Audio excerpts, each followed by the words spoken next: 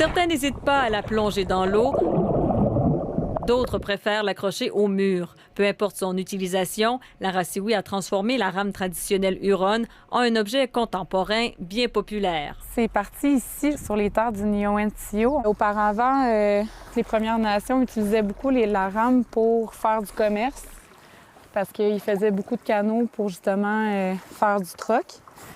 Donc aujourd'hui, je trouve que ça fait un beau symbole de pont entre justement les communautés autochtones puis les autres nations. La jeune Wendat a misé sur ce symbole pour tisser ses propres ponts commerciaux. Ces rames sont vite devenues des objets décoratifs qui ont la cote. On va utiliser beaucoup des couleurs qui sont terre, des couleurs qui viennent nous rechercher. Le jaune, ça peut représenter le soleil. Tu sais, c'est tout le temps des choses comme ça.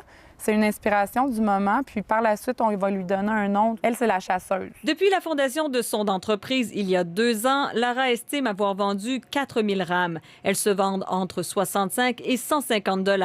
La maison Simons les distribue à travers le Canada et les Européens en raffolent. Il y a aussi des boutiques en Europe, en Suisse, qui nous ont demandé, dans le fond, de faire des livraisons à grande échelle. Unkwata compte un seul employé et Lara ne peut pas pour l'instant s'y consacrer à temps plein, si bien que la production ne fournit tout simplement pas. On en fait environ 4 à 5 par jour.